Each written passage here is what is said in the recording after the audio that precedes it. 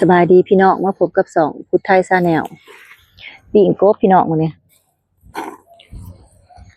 ปิ่งกบสิเฮ็ดแจ่วกบ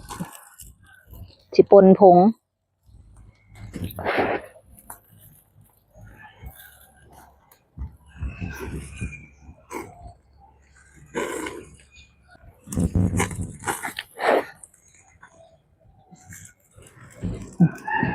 เหลืองเต็มเลยพี่น้อง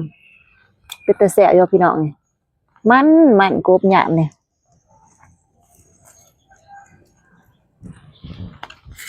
สิปิ่งตำแจ่วผง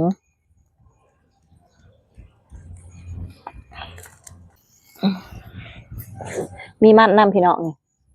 จะมาปิ่งค้างไฟอ่อนจังแซ่บตัวนี้เอามาถิ่มใส่ขี้เถ้าไว้นี่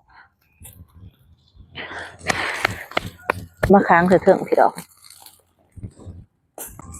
กบนี่มันค่ะกบพี่น้องมันนี่ดิ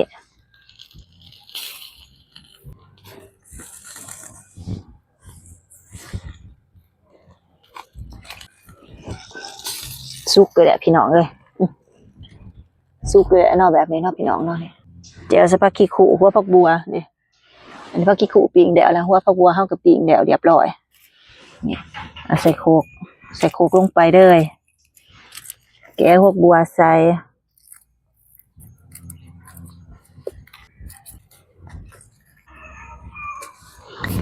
หัวผักบัวผักขี้ขู่ใส่แจวบักพริกใส่บักพริกน้ำน้องพี่น้องน้องบักพริกขัวเท่านี้แหละใส่ขนอลงไปปรุงตามใจสอบเลยพี่น้องแดกเลยพี่น้องเลยตำแดกนะเป็นมือเว้ยป๊อปปี้เลยบอกป๊อปปี้เปล่าหรือเปล่า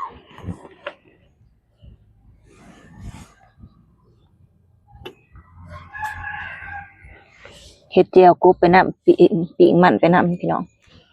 ใบกบใส่นี่ก่อนเอาแต่สีมันเนาะพี่น้องเนาะเขาจะบ่เอากระดูกมันแข็งกบมันโตใหญ่ๆนึงมันโตใหญ่แห้งอีดีได้พวกความมันโตใหญ่โอ้ยหูใหญ่นึง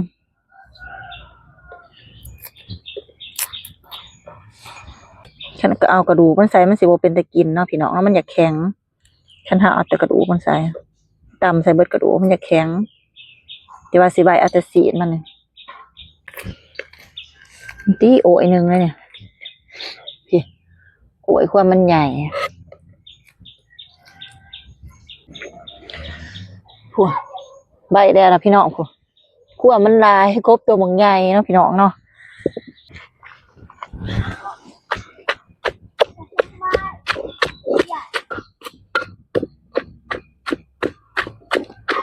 แดกเลยพี่น้องตำแดกละเนี่ย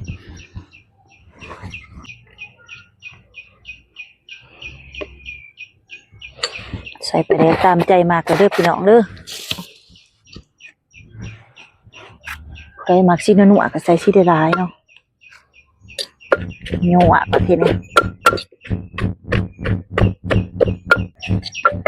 ซีเบิ้งพี่น้องประเภทนี้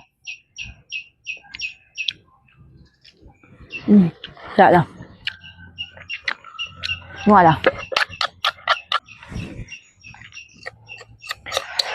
แก้วกบใส่ผักขี้ขู่ใส่ผักบัว